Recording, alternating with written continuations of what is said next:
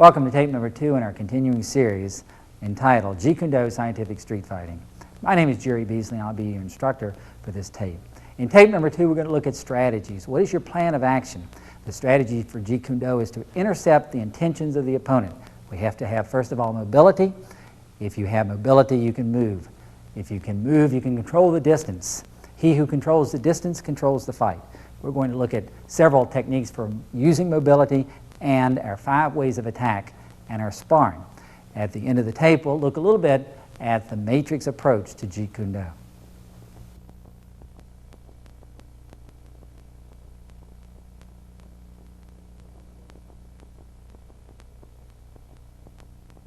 Our first technique that we're going to work on is called the step and slide method. This is our method for moving forward and back against an opponent. We'll take our stance, and then want to take the right foot forward slightly, the left foot sliding up. Right foot forward slightly, left foot sliding up. If we want to move back away from our opponent, we take our back foot and slide. Back foot and slide, back foot and slide. It's a relatively easy method of moving forward and back, directly in, directly away from your opponent. Once again, step, slide, step, slide. Now sometimes you'll incorporate the upper body to give you a little more momentum as you move. The arms moving back, back, the arms moving forward and forward. Generally speaking, you don't want to telegraph any motion either moving forward or back. So your hands will stay in position, but you can make your body work for you. The body again moving forward and back. Now notice that the reverse foot, the heel is off the floor, and the front foot, the foot is on the floor. You want to basically, as you're moving around, be on the balls of the feet. You'll find that you'll be a little bit faster if you do that. Notice that the front foot now, the heel is off the floor as I step forward and back. Now you don't want to be too tense as you do this, but certainly in a demonstration it might look like we're very structured as we perform. Step, step, back, back. Step, step, back, back. Now, it doesn't matter whether you have the right lead or the left lead for this, and certainly in some circumstances you'll be forced to put the left side out in front. Or it may be a preference for you. Same rule applies. The front foot, if you're moving forward, move the front foot first, then let the reverse foot come up. Front foot, then reverse. If you're moving back, let the back foot move. Front foot, back and back. Forward, forward, back and back. Now, as you're moving like this, the reason that we want to move that front foot first is sometimes you'll step out and be tentative. In other words, you'll think that you want to bridge the gap, but then decide to come back on it. And by making the front foot move first, you're much more in position to do that as you move. Let's try it back with the right. And what we want to do this time is just rock back and forth.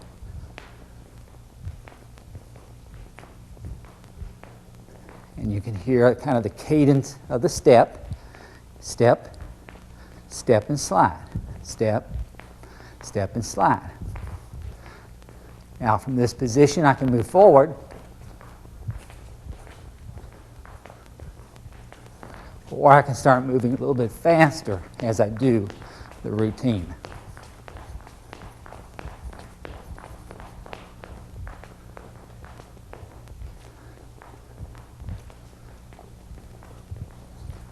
And once again, that's our step, forward and back.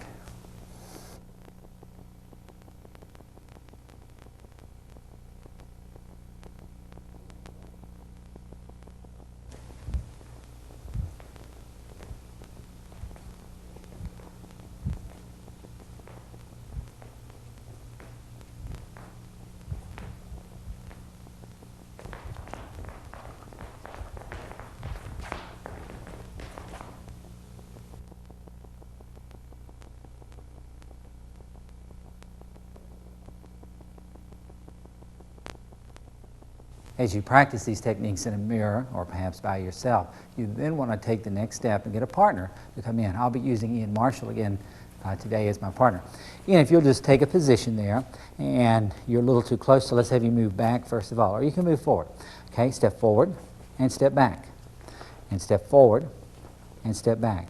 Okay, now I want you to take your left toe and turn it a little more forward, because obviously if your feet are pointed forward, that's the direction that you're going. There are some stances that they use in various martial arts in which are a little more sideways. Now you can step sideways, but it's a little more difficult to do. This facilitates a fast movement forward and a fast movement back. Okay, now in that position, let's see if you can step forward and back, nice and light, that's it, and forward and back, and keep your knees bent, balls of the feet, forward and back. Now move back again. Okay, now 2 forward, 1, 2. That's it, and back 2, and forward 2, and back 2. All right, that's fine. Now, once you have the techniques down, the next step would be to work with your partner on this. I'll make the first motion as my partner goes back, and then I'll move back and let my partner move forward. So I'm going to step forward, and he moved back, and then I'll move back, and forward, and back, and forward, and back. We want to keep about that same distance between us. Okay, forward and back. Now I'm going to move 2 back this time. 1, 2, and forward. 1, 2, and back. 1, 2, and forward. 1, 2, and back. 1, 2, forward. 1, 2. And then, once we have these basic steps down, it's time to start moving around more in a free form, just trying to move forward and back, using either the left lead or the right lead for this. And we can switch. Okay, we're just moving.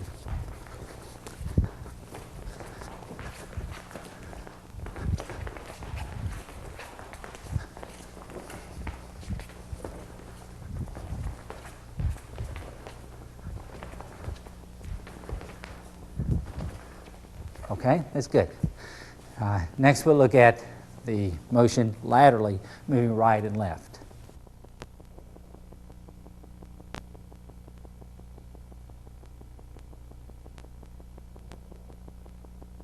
It usually takes many hours to perfect that step forward and back, and it's very important that you put it into actual sparring. This time, instead of the linear step forward and back, we're going to start moving laterally. Sometimes it'll be advantageous to move away from your opponent, and that's to the right and to the left. What we don't want to do is cross our legs. In other words, we don't want to move our back foot that crosses the leg and sets us up for a sweep or a counter or a leg immobilization. What we want to try to incorporate is keeping the feet in a position so that as we step, we're nice and smooth as that. We call that lateral stepping. If you're moving, once again, forward and back, anytime you move forward, move your front foot. Whether it's the right or the left, move your front foot. Anytime you're moving to your right, you should move your right foot first. It's a little step over and then follow up for reposition. Okay, so to move to the right, 1 like that, 1 like that, 1 like that. To move to the left, we'll move the left foot first. 1, 2, and 3. Anytime we're moving to the right, we're going to move our right foot. Anytime we're moving to the left, we're going to move our left foot. And you can incorporate this in the same motion as the forward and back techniques. Let's first of all move to the right, to the left, to the right, to the left. Okay? Now, if I switch over and place my left foot in front, it's the exact same principle. If I'm moving to my left, I'll move my left foot first. If I'm moving to my right, I'm going to move my right foot first. Left, left foot, right, right foot.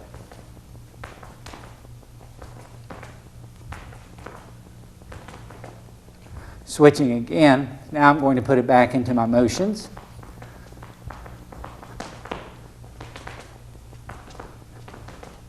Forward, right, forward and back, just putting the techniques together. To the right, to the left, forward, to the right, back, left, forward.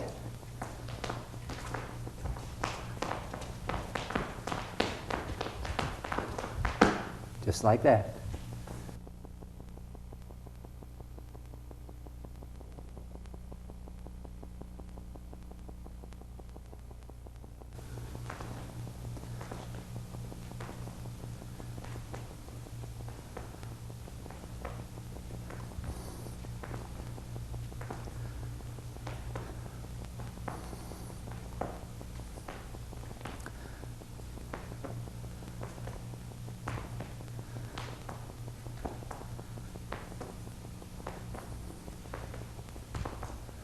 full speed.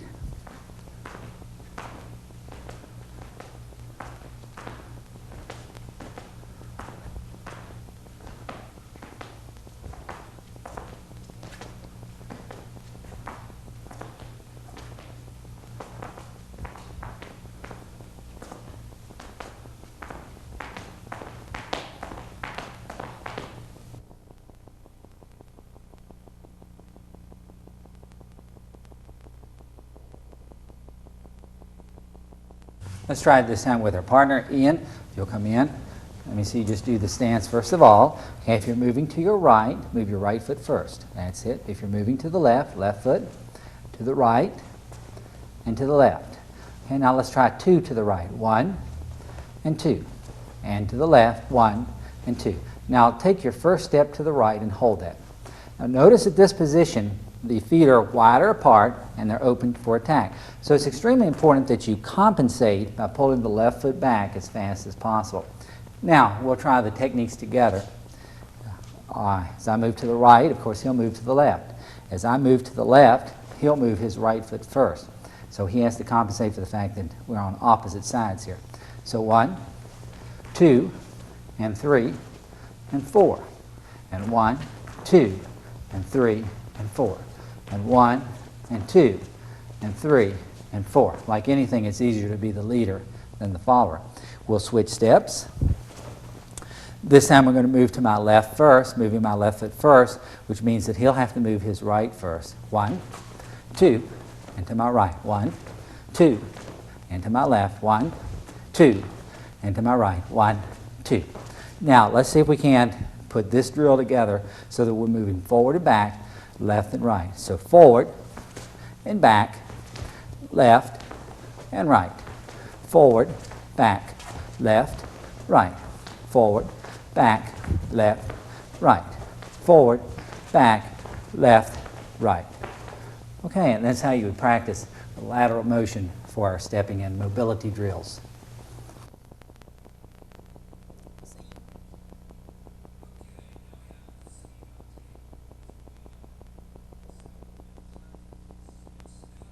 In some arts, it's important to follow exactly the techniques. In Jeet Kune, contrary to that, we adapt to the situation. I know that a lot of people in Jeet Kune think in terms of using the right or the strong side. In many situations in the Junfan kickboxing, we'll find that the left side is equally as important as the right side. What's important is that you are able to develop both right side and left side techniques. If that's the case, then we have to have a switch step. We have to have a motion that allows us to move from right lead to left lead fast and efficiently. So what we're going to do is take the right foot. If we're going to switch positions, we take the right foot back, giving ground, giving space, and that space we're going to use quickly as we step over. And so if the front foot is brought back and takes the position of the rear foot then turns quickly around. The reverse foot heel goes off the floor. We step back and across, back and across, back and across, back and across. Now, as you get more advanced, you'll find that there's an extra step in here. You'll step back, position, step back. Now watch my left foot, position. I'll pull this foot back, the front foot back, then I'll place my front foot forward and then reposition my back foot. So I get actually a third or broken rhythm there, a third step. 1, 2. Now this is the beginner. Step, step, step, step, step, step, step, step. The advance is the step, step, step, step, step, step, step, step, step, step, step, step. Once again, in the first stages as I pick this up, the switch step, I want to just move my front foot back and reverse foot forward like this. And as I get a little better, I'll find that I want to reposition my back foot. So I want to pull and reposition.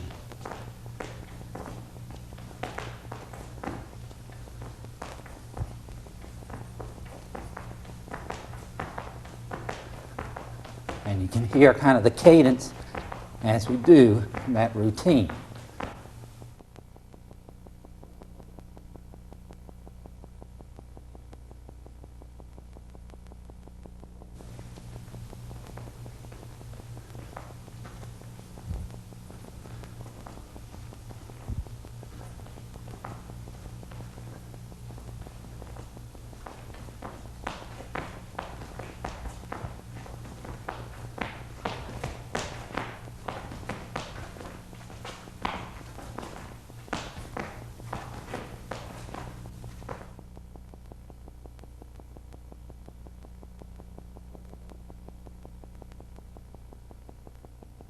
The end result of these mobility exercises is to be able to adapt them for self-defense, and certainly the best way to do that is to get a partner and start moving back and forth in a hands-on positioning.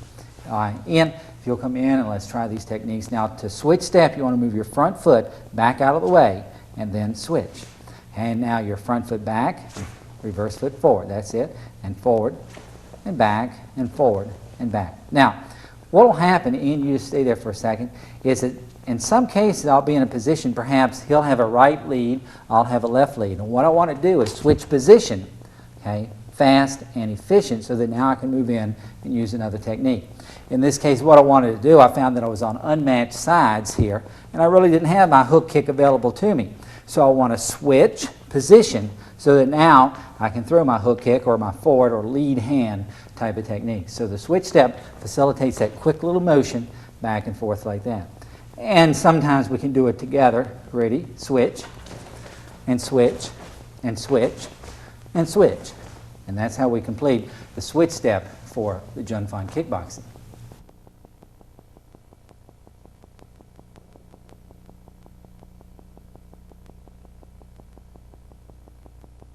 This next mobility exercise will allow us to move in an angular fashion outside of the opponent's perimeters, outside of their zone. We do it in the following manner. If we want to move to the right, if your opponent is straight on, instead of moving straight in or straight back or laterally, which puts you still at an opening to your opponent, we're going to try to move 45 degrees away from the opponent. We do that by taking the forward foot and stepping out 45 degrees. Immediately we can switch the step or the direction to put us back at the opposite 45 degrees. Let's look at that. This time we move back and over 45 degrees. This allows us to strike with any type of a punch or kicking type of technique, or we can reposition the kick in that direction.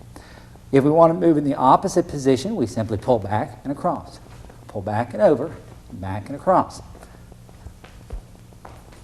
And we can put this in our switch step, and then again we're ready to position at 45 degrees. This is very similar to the switch step, except that instead of stepping straight back and forward, I'm stepping back and 45 degrees, stepping back and 45 degrees, stepping back and forward in the switch step, and this time I'm going to step 45 degrees over to avoid a confrontation with my opponent and to put me in a superior position to attack my opponent's weakness.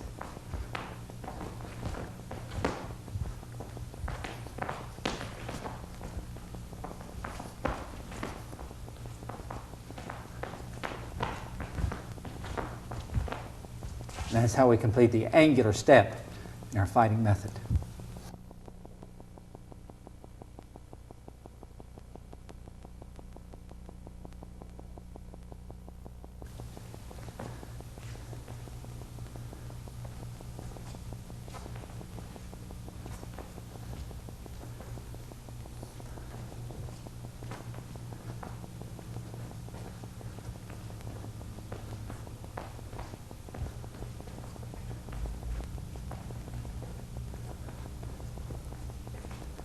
Full speed.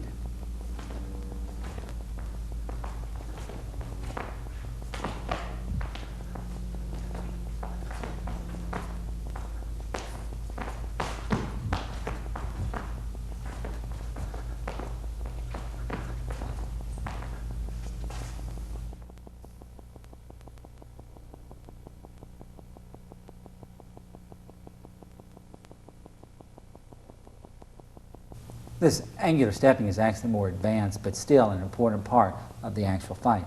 Ian, if I can use you in here. This time line up right in front of me here, and so that I can kind of show what we're doing. If your opponent is out in front of you and you find that it's not working to simply step back or forward, or if you move over, he follows you, you also have that option of angulating away from him. This way, if I step back and he's coming in, as I step back, filling in that gap, I'll step over out of the way. Now this puts me in a terrific position because here I'm fully prepared to attack my opponent, but he's not in a good position to attack me. Let me show you that one more time. So if I catch my opponent, step right over here, Ian. If I catch my opponent moving back and forth, let's try that. Back and forth, and you come in with me and forward. And this time, I'll just step right over out of the way. Let me try that again. Okay, so he comes forward and back and forward, and I just kind of step right out of the way.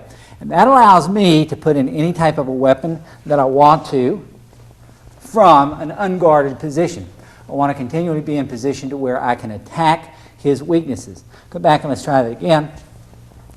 This time as I bring him back into me, I'm going to take him back, and then as he comes in, I'll angulate over here. Now watch what I've done at this point. I'm now in position to attack or to strike at even a better angle. So as we come back and forward, I come back and I step over, allowing me to strike my opponent in this position. Okay? So once again, stay right here, Ian. As we're in position here, as he's moving back, what I've done is I've stepped back, I've let him come back, I've brought him in this time, but instead of staying back, I've stepped over out of the way. And as I step out of the way, I'm now in position to attack my opponent. And the exact opposite, if I lead him back into me, I take him back. This time I lead him back into me, but I step over out of the way. Once again, I'm in a superior position to attack my opponent here. And that's what we call angular stepping in our fighting method.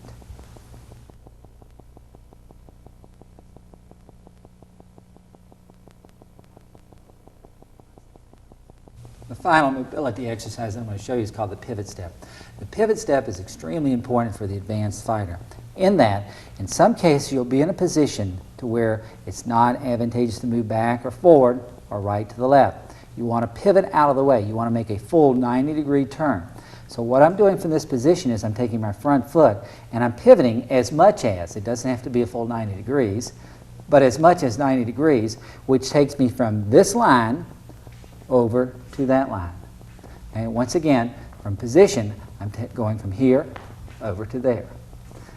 From here over to there. Now I can do this on both sides and I can make the full 360 degrees. To do that, Ian, come in. And let me position you to do that. Take your left lead. Okay, so as you would practice this, each time you're moving, as you're looking straight to your opponent, you'd move 90 degrees. Ready? Turn. One. And now turn. And now turn. And turn. And what we're doing, once again, is from the pivot position, we're taking that front foot to pivot with, and we move a full 90 degrees. Again, you can move less than 90 degrees in a lot of situations. Okay, so as he moves, just for practice, he'll move 90 degrees. 1 and 2, nice and quick, and 3 and 4. All right, now switch step, and this time we're going to pull back to his left. Ready? And 1 and 2 and 3 and 4. All right, that's good. All right, Ian, if you'll step right over here, just to show you how this works, as I'm practicing, I'm just going to step 1, 2, 3, and 4. Now, you see that I used both feet on this. Again, the beginner is just going to be able to make a little pivot, and then as you get more advanced on it, you'll be in position to where you can use both feet to work with you. So not only am I stepping, but I'm repositioning at the same time. Now, I can move back or I can move around as well. In some cases, I'll find myself just making a little turn like that to reposition to get away from the opponent. And I'll show you how that works. Ian, if you'll come back in and position right here in front of me with the left lead facing me. We had talked about that lateral stepping, so as he comes in, I'll step back, I'll take him back, I'll bring him in once more, and I'm going to laterally step out, not laterally, but angular step out of the way. Once I do that, watch the pivot. The pivot takes me out of position altogether. Once more, as we're moving. As he moves in, I'll angulate my step out of the way. Now this puts me in position, or I could simply pivot out of the way. I want to show that again. As he comes in, I'm stepping out of the way, but instead of simply moving or hitting, I'm just going to take my hand like this and pivot out of position. In tight, if he's coming in tight and he has me in like this, I might simply reposition my feet and then pivot out of the way. And that puts me in a a terrific position to counter my opponent's advances. Once more, as he's coming in, I'll step, putting my palm right here against his elbow, I'll pivot out of the way. Okay? And that goes from, Ian, step right over here for a second. All I did was I stepped back, 45 out, and now pivot around. Okay? I step back, 45 out, and pivot around. When we get to the actual sparring, you'll see how we incorporate all of these techniques.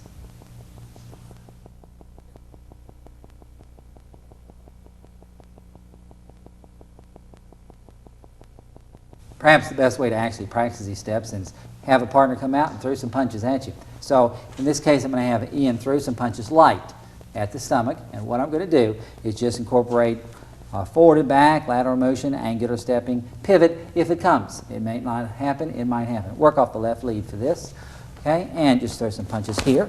And you can see I'm already angulating out of the way, and there's a pivot, okay? And here I'm moving forward and back. Now he's got the weapon, so he's probably not going to move back a lot, so that I'll end up moving over. But you can see I'm circling, okay? And if he comes in, there's an angular step out, and now I'm back on this position. Now I'm back across, and all I did was switch and take myself back as we do that. This is a good way to practice these routines.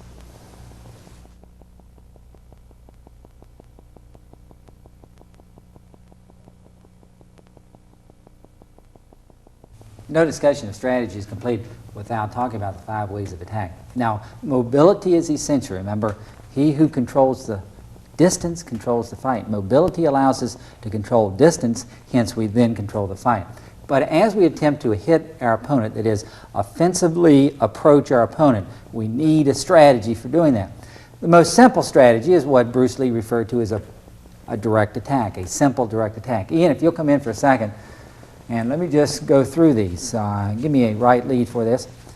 A direct attack is simply we punch straight in or we kick in whatever type we want. Side kick, backhand, whatever technique. That's the most elementary of all attack positions. Most beginners learn a technique and go out and perform a direct attack. A second, slightly more advanced way of approaching the opponent is by combinations. In this case, I throw one technique and a second technique, perhaps even a third technique. Maybe I'm interested in getting my round kick in, so I throw a technique up and hit him, or throw a technique up to get his attention and then follow through with another technique. So I'm working in combinations. I'm working combination techniques together. A double round kick is a combination technique. A straight jab doubled up is a combination technique. Now, combinations are the second level in which people typically work in. They'll do a single technique, and they'll find that they can do secondary techniques as well. In this case, our footwork comes into play, and we'll talk about that later, but our footwork comes into play as we're moving. That was just a switch step. A third method for attacking is called attack by drawing, ABD. Now, you can either draw your opponent in to you by opening up a line, perhaps low in this case, and then countering over the top of it, or high in this case and countering under it. You can draw your opponent into you, or you can draw your opponent out. You draw your opponent out by faking. The fake is the important part here. So we fake a low technique and then hit high. Okay? So we've drawn our opponent down low and then followed up high. A fourth method of attack is called hand immobilization or foot immobilization. A foot immobilization would simply be to immobilize the foot and then follow through with the technique. Or to check the leg and then follow through with the technique. Or, as we'll see again later on, to trap, to immobilize the arm and then follow through with the attack. What we're trying to do is hit our opponent, and we find out that the simple direct attacks don't work, so we have to be more complicated. Then the fifth level, perhaps the most involved, is a broken rhythm called a progressive indirect attack. Here we're changing the speed or direction of the technique. Okay? Now, we might also change the cadence, the rhythm that we're going in. Sometimes I might work with my opponent and just let him see me jabbing in here. He gets loose to a slow jab, and then I fire it in fast. Okay? So I've changed the direction, the speed of the technique there, called a progressive indirect attack. This time we're going to break each one of these 5 ways of attack down and show you some drills that you can work on at home.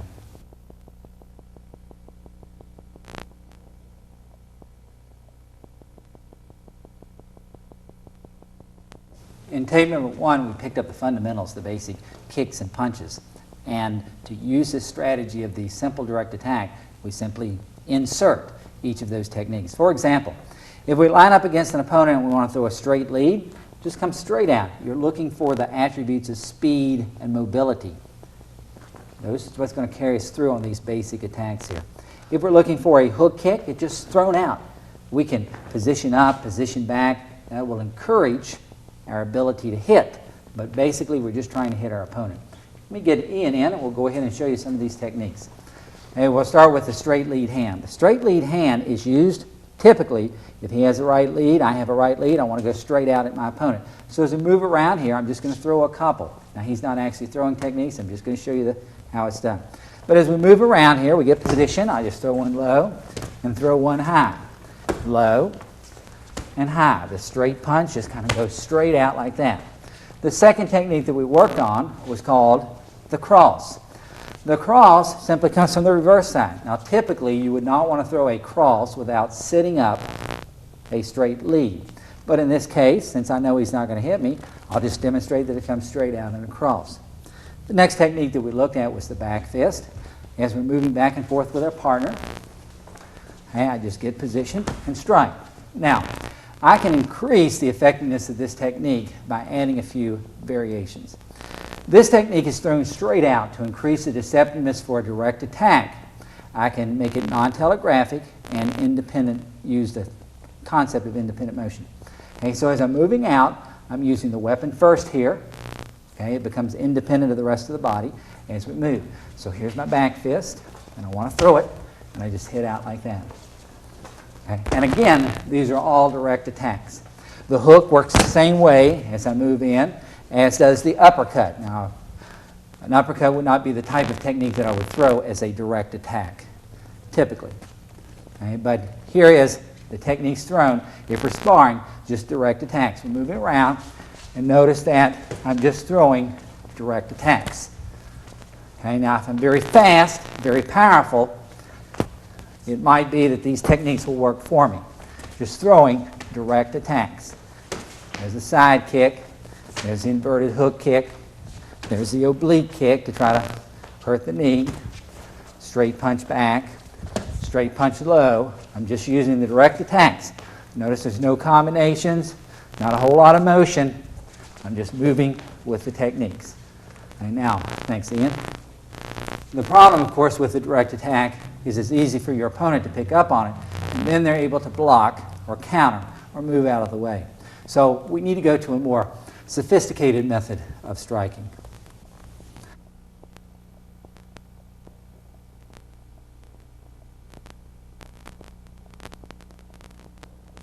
Attack by combination is a slightly more advanced routine that we use in terms of fighting. Now, each fighter develops a series of combinations that they prefer. For example, you might find one person who likes to double up on the jab. That just seems to be their favorite combination. Another person might like a jab hook as their basic combination. Another person might like a front kick, get them down low, and then follow through with a reverse punch. Bruce Lee was well known for a combination called the straight blast, or in other martial arts we refer to it as the blitz, from the German word blitzkriegen, meaning total power. Use all of your forces to take the person down. In doing that, we place one hand out, and the next hand comes over the top like that. This is called the straight blast. I want to teach this first. We start with a right lead. We follow with the left hand. Now notice that the hands go straight in front like that. Some people kind of punch at an angle like this, and that's all right. And some people punch more straight, and that works too. But as we do it, we just take our fighting position. We'll punch 1, 2, 3. Now we're going to try those 3 punches moving forward. 1, 2, 3. We're just going to use that footwork that we went over at the beginning, using this combination that we're going to call the straight blast. So we're in fighting position. 1, 2, 3. Now notice that as I step forward with the right foot, I do my first straight lead. My left punch comes in as I'm sliding up, and then I follow with my third punch on my step. So once again, I'll throw 1, 2, 3. Okay, let's try that again. Here we go. 1, 2, 3. And once more, 1, 2, 3. This combination works very efficiently. In some cases, we might want to incorporate a switch step on this and then follow through. So what that does is change the direction. So we step and follow through, step and follow through, and step and follow through. Now I'm going to show you that combination with Ian. Ian, if you'll come in just for a second, I'll go ahead and put on these gloves. And as we're performing these techniques, I want to make just a little bit of light contact toward the head for this. Now, again, we tried the direct attack first of all. That would be just one technique. When we found that that didn't work very well, the direct attack, then we want to go in combinations. We want to overpower our opponent using the blitz. That's to overpower the opponent with too many punches so they really can't follow through. Now watch what happens. Come this way, Ian, just a little. Okay, the first method was to step 1, 2, 3. Let's try that one. As we're just kind of standing here, and Ian, I want you to step back if you need to. Okay, 1, 2, 3, like that. Here we go again. 1, 2, 3 on the straight blast. 1, 2, 3 on the blast, and 1, 2, 3 on the blast. The second method that I showed you was to switch the steps. Now what that does is allows my opponent to feel comfortable that I'm not moving in. So I'm moving back and forth as we go there. As we step. As we step. As we step. So using that straight blast was a very popular combination of routines for Bruce Lee. Now in addition to this combination of straight punches, we can also put in other combinations. For example, a good combination is to double up on the hook, throwing it low, then throwing it high against the opponent. As we move around, I throw it low, high combination. Low, high combination. Another combination to use would be a jab and hook. On the jab, we draw the opponent up so they have to cover out in front, and we hook around to the side. As we're moving, jab and hook the opponent. Come right back here, Ian. As we're moving, we jab and then hook the opponent over. Jab and hook the opponent over. If we start looking at some of the kicking techniques that we could use, I'll start out with just a front kick. Okay, and in some case I'll throw a front kick and a second front kick. Okay, so a front kick, second front kick. These are combinations that I would use. Front kick, second front kick.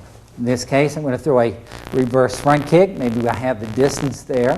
So I'll throw a reverse front kick followed by a round kick, or what we usually refer to as a hook kick. Okay, front kick, hook kick. We're moving around. I'll throw a front kick, hook kick. And once more, front kick, hook kick. One of the basic combinations used by a lot of fighters is to double up on the hook kick. So we simply throw it out double like that. Sometimes they'll throw it out and just continue to hit with the hook kick. Seems to be a very effective combination. Another combination that a lot of people like to use is the back fist, side kick. Okay, so as you're moving, we throw a back fist, and as the person moves back, a side kick. Once again, move around, back fist, side kick combination.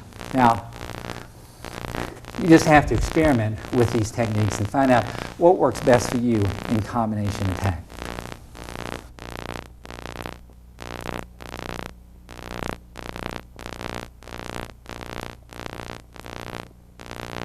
Once again, most fighters seem to have a preference for this combination or that combination. The best way to develop these combinations for your own benefit is to get a partner and use some light to very little contact type of sparring where we're just kind of moving around, taking turns throwing some techniques. Now I'm going to try to keep it simple and work only on combinations, but notice the footwork. It sets up the combinations as we move. I won't be talking through this typically, but we'll just be moving around here. Okay? And I'm going to start off, obviously, with a kick because I see that opening there. Now, we're actually doing direct attacks at this time. And a lot of times you will begin a fight by doing those direct attacks. In this case, you saw the inverted hook and the jab going back. And you see the opening there that I'm using as a reference. And Once again, the direct attacks seem to be very useful here against my opponent.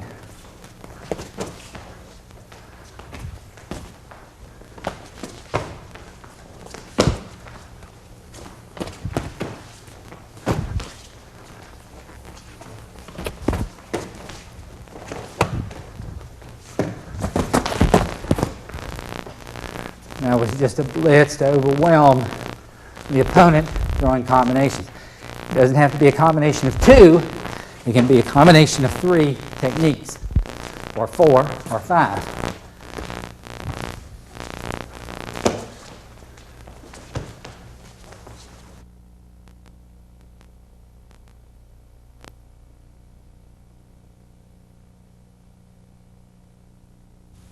Our objective for this next way of attack is to, again, increase speed, increase power, or deceptiveness. Now, the first 2 ways of attack, direct attack and attack by combination, if we increase the speed, we're going to get a more effective routine. If we can increase our power on a direct attack, if a person comes out and we have such a powerful side kick that we just blast through them, they can block it or whatever, we're still effective on it. But let's say that you don't have the speed and power, but you can increase your deceptiveness, the ability to move around the opponent so that they think one thing is coming, it looks like an easy opportunity, but you're able to capitalize on that. So attack by drawing is your ticket. Now, by attack by drawing, we're actually creating an opening so our opponent can come in. We want to make them think that we're not prepared, or we want to cause the person, draw them out so that we can move in against them. In this case, we're going to look at the fake, the body fake. There are 2 types of fakes that we use typically. One is an arm or leg fake.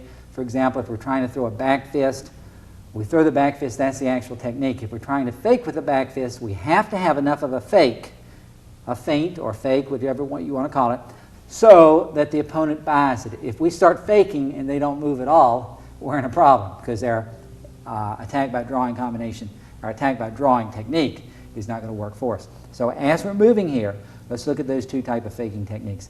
First of all, if you're going to kick, you need to chamber, or you need to pick up position for the foot or the hand. Let's try that a couple times. A typical faking technique for a back fist would look like this. You'll move your hand back, and you want to get it across to your opponent that you are going to hit them. You're drawing them out. You're pulling them up here and getting them to try to evade that technique. The second is the body fake, the full body fake. On the full body fake, we're moving our whole body in. So as we're moving against the opponent, the whole body comes in for the fake. Now, sometimes we'll put our hands out or put our hands low, but we're actually causing the opponent to work because the entire body is moving in here. Ian, if you'll come forward, I want to demonstrate that. Just a little. Face this camera right here in front. Okay, and as you're moving back and forth, and I'll talk over on this direction, as you're moving back and forth, let's see just some arm fakes. Ready as you're moving, just kind of fake with the hands. That's it. Now you want to put a little bit more into it. You want to get across to the opponent that the attack is coming. That's it. A little more power into the fake. That's right. The fake has to be the exact type of technique as the real thing. In order to pull them out, you have to fake them into it. Okay, now let's see a body type of fake. Whole body. That's it. Now, once you throw it in, you have to get it back so that you're ready to counter. That's it. You're drawing them in there. Good. All right? Now, here's how it would work against an opponent. Ian, if you'll position right here. Now, if I'm trying to get my opponent this opening high, I may want to try and fake down low. So I'll try this kick, for example, stepping and acting like I'm going to hit so that I can then counter up high. So my ABD attack, my attack by drawing, is to draw the opponent down so that I can then hit high. It's really that simple. So as I'm moving here against my opponent, there's my fake, and there's my hit. I'm moving here, here's my fake, and there's my hit. Now, if I don't have a strong enough fake, in other words, if my fake looks like this, my opponent doesn't react to it. So I haven't really accomplished anything there. So I have to sit out a fake that my opponent will see and actually go for. Anytime that we're doing a technique that's coming in, we have to get across to the opponent that they're going to be hit. If they feel like they're not going to be hit, a lot of times they'll just move and watch you through the technique, and that doesn't do you any service there. So as we go through these techniques, let's try the first one, faking low, hitting high. Okay, so as you position against your opponent, you've got to step and throw out a technique that's going to be strong enough to get your opponent to move. So here we are moving. I throw out the technique without actually hitting. It makes him move. Throwing out the technique, making him move. Now I also have to have a speed and delivery. Once I throw the technique out, I have to quickly counter with my technique. So as we're moving, I can't afford to throw out my fake and get him to react and then not follow up. So I've got to step out, fake and hit quickly and efficiently. Fake and hit like that. Now once I get the fake down, I can fake up high and hit low. In this case, especially useful for self-defense, I'm just throwing my hand out, and this is incorporating the whole body. As I step out into him, and then hitting low. So as we're moving, I'm faking high and hitting low. And faking high and hitting low. And that's a good way to use the faking techniques to draw the person in. Still, another method for using attack by drawing is to create an opening. Now, when you create an opening, a lot of times you're simply taking your defense and lowering your defense so that the opponent, it looks like you're wide open. When your opponent goes to hit, then you're in a position to counter your opponent. And that's what you're trying to do. You're trying to take that technique coming in and counter, either by attacking the limb or attacking the actual body. So if I feel confident that I can move before he hits me, I may put my hands down. I may just move around, allow my opponent to try what he wants to. As he tries, I'm setting up the ability to kick low or punch to counter the opponent. So in this case, I'm drawing my opponent in as I move, drawing my opponent in, and then countering underneath. As I draw him in, I counter underneath. As I draw him in, I counter underneath once more, and counter underneath. Or I may create an opening low. In this case, if he were throwing, say, a round kick, give me a left lead. If he's throwing a reverse leg round kick, and I have an opening here, I threw it in there just so I could capture and counter. So in this case, I know he's a hard kicker. I just take that leg and sweep, and I can take him down or whatever I want to do there. So I may keep up high, okay, and draw him down low so he sees that. Capturing that leg, boom, I'm in terrific position to follow through. So in attack by drawing, we can both draw the opponent out, make them move, okay, by creating a fake, a counterfeit technique.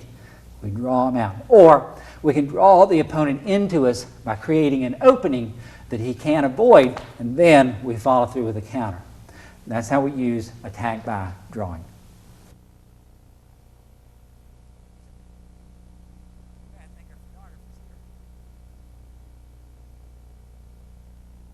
I want to look this time at some practical applications for the attack by drawing method. Now remember, we're either going to try to draw the opponent into us by creating an opening, a false opening by the way, or we're going to try to draw him out by firing a technique that he has to try to block or defend against. Ian, come on in, and let's give this a try. Now, obviously it's going to be difficult to just kind of talk about it when you know I'm going to try to fake you and then try to get you fake. So we just move around here a little, and perhaps you can work on the cues. You see a hit opening here, so I'll just try to hit the hand. In this case, I'm just destructing as we move around here. Okay, sometimes as I move to the person, I'll try to fake them low and hit high. Okay, so here again, trying to fake him to get him to go there, and then hit high on. So I'm trying to draw him out as I do these routines here. There you go. I actually drew you in on that one. And back again. And back. And just kind of holding on as I move it through here. One of the techniques that I prefer is to draw the punch in and then attack the bicep as we go through this, and that's a very effective technique to stop the opponent. Now, the same thing is true if we get the person punching at us and we're hitting. We can hit into the hand, into the bicep, or obviously if he's punching, we just kind of hold on and hit, but we get that by creating an opening in our attack by drawing method. Now, sometimes you lose the spontaneity of the actual defense when you're trying to demonstrate these things in fairly slow speed, but the attack by drawing is the most important method of fighting.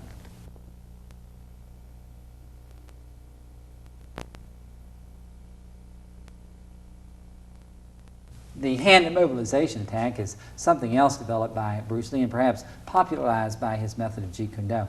By hand immobilization, HIA, we're talking about actually immobilizing the arm, or FIA, the foot, to stop the foot or stop the hand.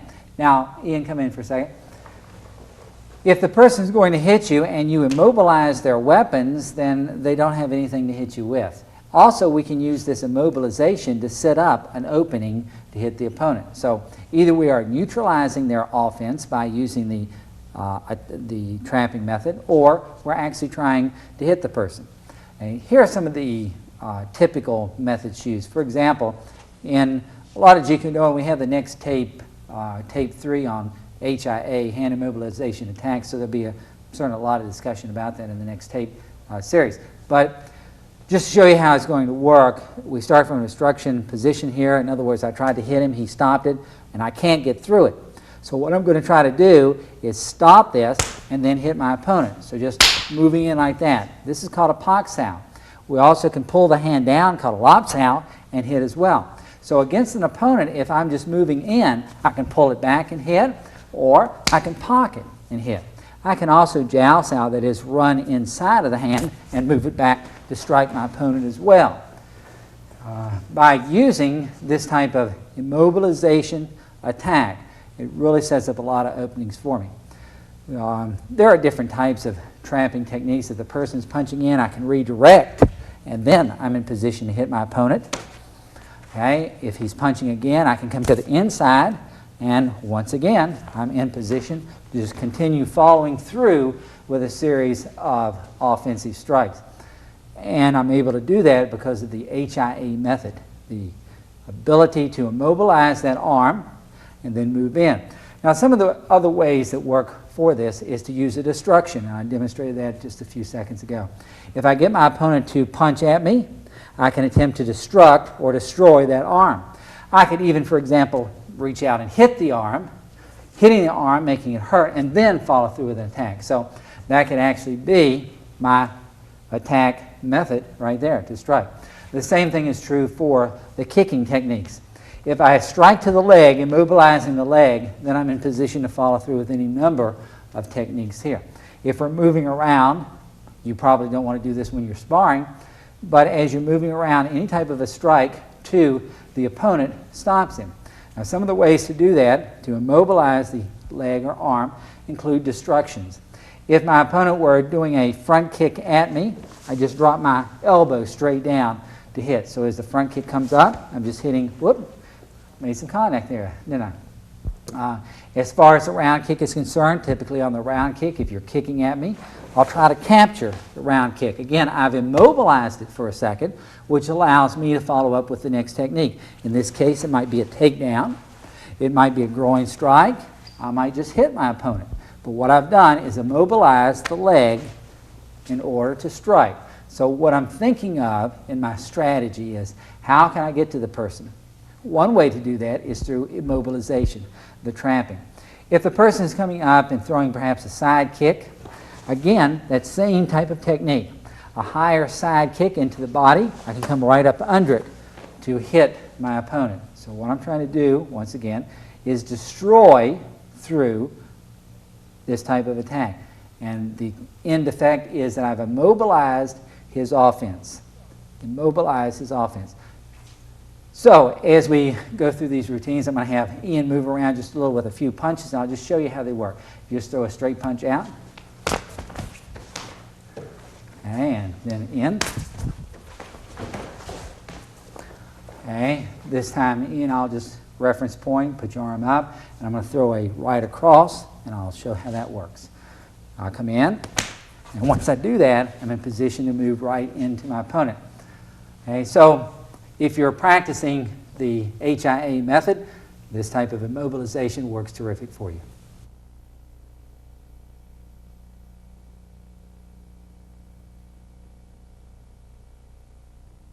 In the progressive indirect, we try to have a change up in either speed or direction.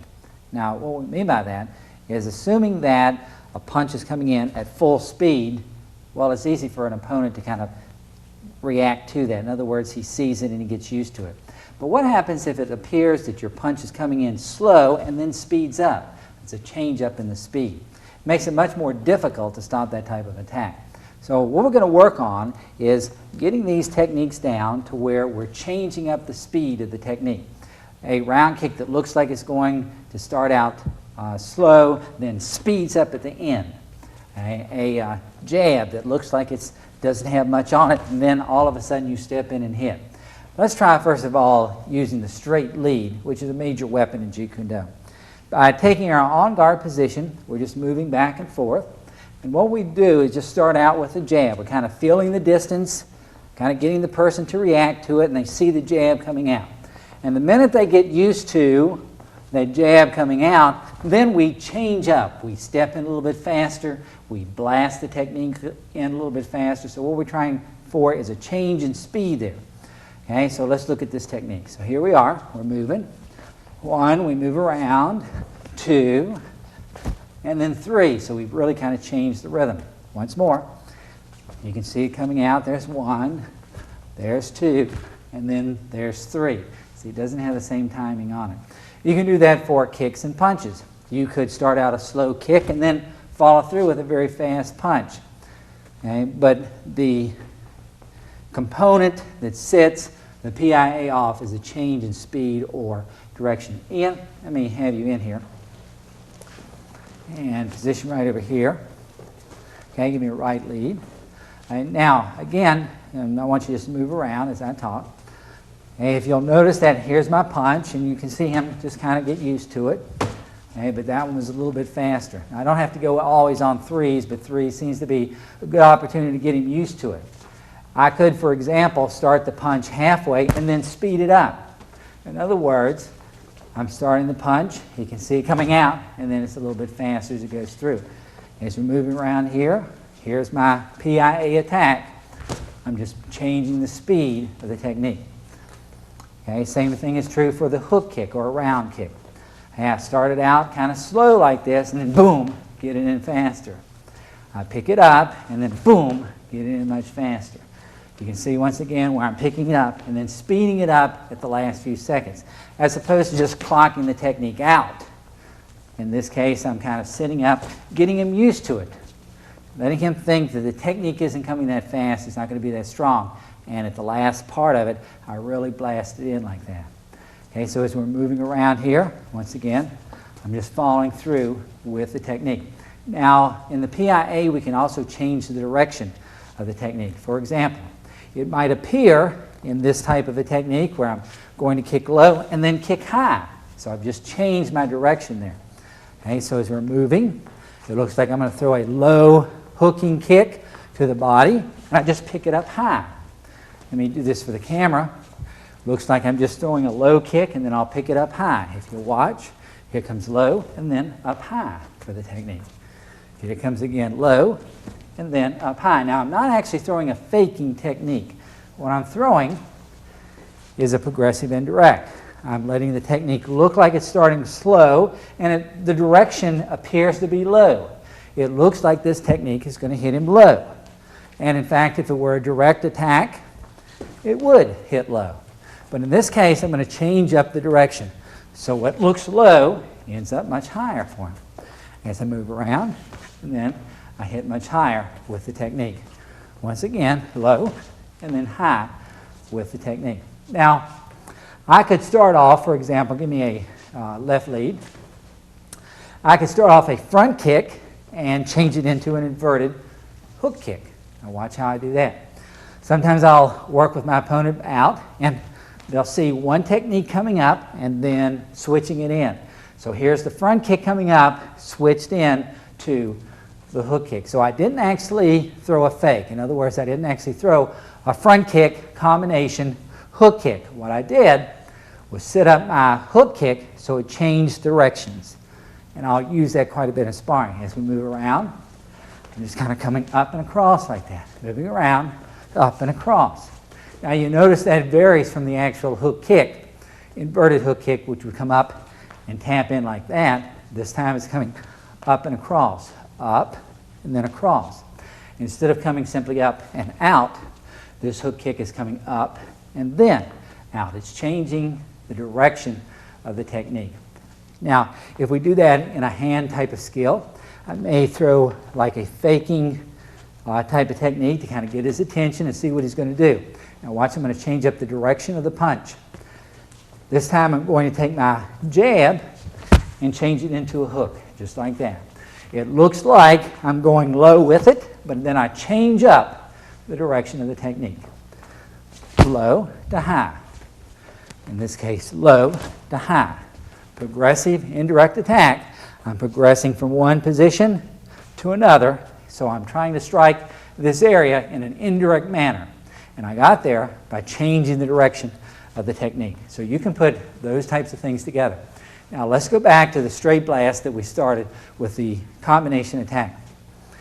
If we find that even in combination the straight blast doesn't work, we can change up the speed and integrity of the attack. And here's how we'll do it. Just stay there in the left lead. Okay, now, let's say that we tried this basic position here. You move back with me. Okay? Here's the basic straight blast. That was actually a foot immobilization attack there too, wasn't it? Okay, here's the straight blast coming in. Now, that would be the standard, the first way to use it. As you get a little more specialized, a little more advanced, you find out that you can switch steps and move that much more effectively. And in this case, what I'm going to do is start my technique out, and then, by changing the speed, follow through. Now watch what I did. It looks like I'm going to throw the right punch here, but what I did was actually throw the left. Okay, now let me make that clear. Typically, if I were to start out the straight blast technique with a straight punch and follow through, that would be the textbook case there. But in this case, what I did is pull my hand back, and really, with my power and speed, I changed up so I'm actually hitting him with the left. So the right technique gave way to the left technique, which allows me even more speed on the front technique. Okay? So in this case, here's the right lead, followed with a reverse cross, and then I have still another cross. Now look what happens. Instead of simply stepping in, 1, 2, 3, what I did was I pulled back and fired more power on the reverse. Okay, Ian, I'm going to throw a few at you as we move around. Here we're moving. You can throw some at the stomach if you want to. And anytime I find a little pause here, I'll go ahead and try to blast in. Okay, go ahead and try to block these so you don't just get hit. Okay, and what I'm doing here, I'm faking low and then following through. So I was able to get my straight blast in by using that drawing, the faking method here. Okay. And once again, I'll just keep going there with that blasting technique. Here I'm moving back and forth. Here I just fired a direct attack at my opponent. Just kind of get the range. In this case, I'm just going to double up on the technique because I see the opening. This time I'll double up on the technique, and then once I double up, if he's still there, I'll go with my blast. And of course, he's still there. So I'll follow through with the blast. So you can see, by putting these different ways of attack together, it increases their ability to score against their opponent.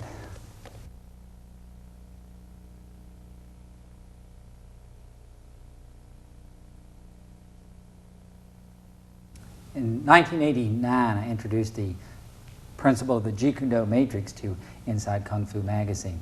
Now, every competition, and certainly self-defense, is a competition in which two fighters attempt to struggle until one person walks away the winner, the other lays there the loser.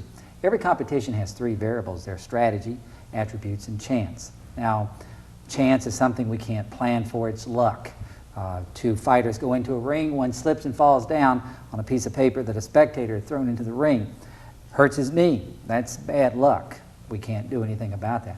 Attributes, on the other hand, include such variables as speed and power, tenacity and intensity. We can certainly program for that. We can do techniques and such that would increase our speed and our power. There are a lot of tapes and such on the market that deal with the Jeet Kune attributes. The third element is strategy. That's what this tape was about. What is your plan of action? The plan of action for Taekwondo is to kick. The plan of action for Judo is to get the person down on the floor. The plan of action for boxing is to punch with the hands. The problem comes in when your plan of action, your strategy, doesn't match your attributes. Let's say a person wants to be a terrific basketball player and they're watching a basketball game. Notice that the person that goes up and takes the ball and slam dunks it through the net is the one that gets the most points. So they decide, that's going to be my plan of action. That's going to be my strategy.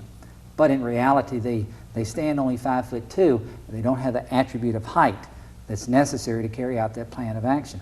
So we have to pick those arts that make it functional for us. If we have the attribute of flexibility, we can certainly perform Taekwondo.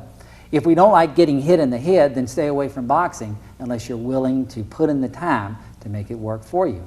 In the matrix, we have the opportunity to conceptually examine each of these different ranges and how they can be used to help us better prepare for the combat arena.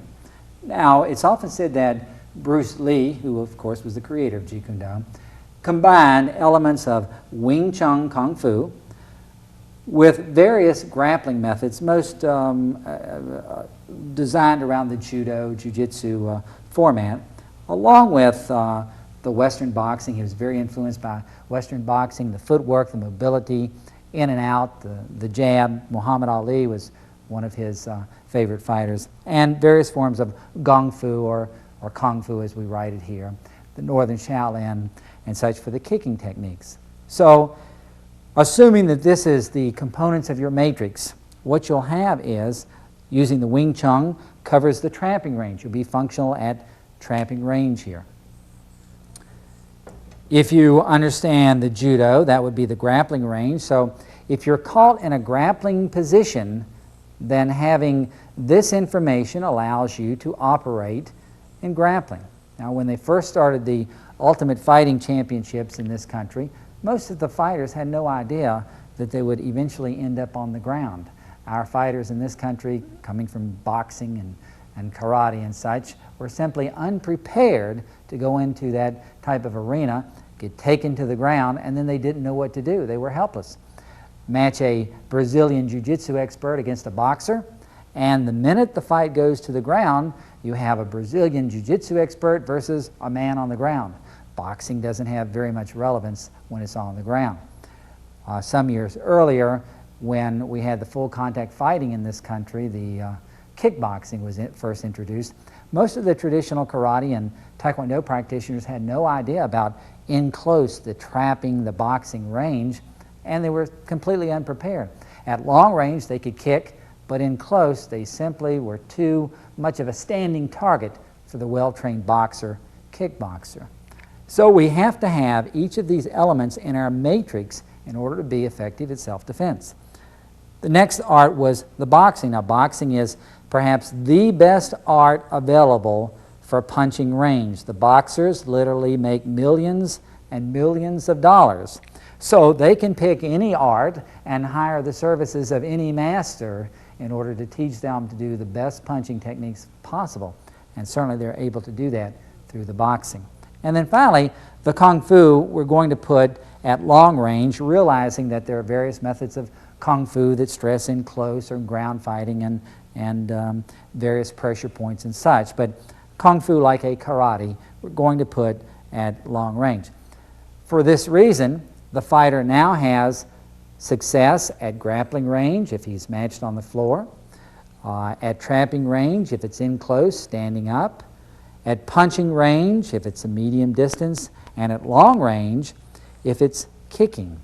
Now, your matrix may be very different from Bruce Lee's or some other individual. For example, instead of Wing Chun at trapping, you may practice a Filipino martial art such as Kali, or you may use the Okinawan Goju that has a lot of the tramping techniques in it. Instead of judo, you may go to the Brazilian Jiu-Jitsu or basic wrestling. There are quite a few wrestlers that are becoming very effective in terms of combat usage. Boxing, it would be hard to beat boxing, but any type of a punching technique that would give you that format would be functional for you. And then, of course, at long range, Thai boxing, karate, taekwondo would give you the kicking expertise that you need. Now, once again, there'll be individuals that would say, my Thai boxing also works at punching range and tramping range, and we can even do some grappling from that. That's fine. But for most of us, each art represents an individual range. And remember, we said that for a lot of classical martial artists, their identity is recognized in their limitations. They're limited at kicking range. They're limited at punching range or tramping or grappling. Now, once we get into reality fighting, once we put on the gloves and we throw away all of the kata and the cultural norms that exist in a classical martial art, we find out that we actually only have 3 ranges. Those ranges include kickboxing range. When you're standing up at a distance or even a medium distance, you're basically kickboxing.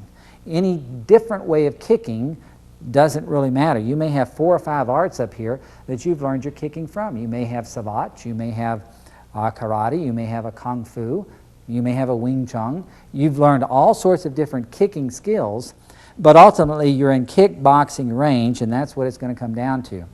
When you're in close, you may have learned a lot of different trapping skills, a lot of different boxing skills, elbows, knees, and such, but ultimately, when you throw out all the descriptions and the limitations, you're going to be in a combination of trapping and boxing range. Trapping means to grapple with the hands, to immobilize and grapple with the hands. So you are combining the boxing, the in-close boxing, with the trapping techniques, hence the word trap boxing. And then if you go to the ground and you're basically a stand-up fighter, you want to go into a mounted position and attempt to get the opponent to submit through punching. So we sometimes call that submission boxing on the ground. So typically in a street fight scenario or even in a full contact practice match, you're going to be going from the kickboxing range to the trap boxing range to the submission boxing range. And a lot of practitioners who want to invest some time in this will cancel out one of these. For example, they'll only do the stand-up fighting and not be involved in the ground fighting. Now, Jeet Kune Do is not really about moving from art to art. That's one way that we could look at it in a manner in which we're trying to practice or put together the skills. But what we're really trying to get to in Jeet Kune Do is picking out certain techniques that we want to use. We're chipping away the non-essentials. We want to get our art down to a few kicks and a few punches and a few grappling techniques in which we are sure of them. And then how do you make them work? Well, you don't toss out the technique. If your jab isn't working, you don't throw out the jab and then go into another technique. Change the angle or change the way of attack. If you can't make your jab work on a straight, linear, simple direct attack, then change to a combination attack. Change to a progressive indirect attack. That's how you make it work. That's the strategy for Jeet Kune Do. Now, when Bruce Lee used to talk about chipping away the non-essentials, that's exactly what he was talking about. Let's get down to a few basic techniques that work, that you can stand by, and that you know. You put in the time. Then let's go back to our strategy and attributes. If your strategy is to use the jab and the hook and such techniques as that, and you develop the attributes to make that work, the speed, the power, and the deceptiveness, then your skill is going to work under any situation. Whether you are confronted in kicking, punching, tramping, or grappling, it just takes a few techniques to put together a terrific, what we would call a scientific street fighting method.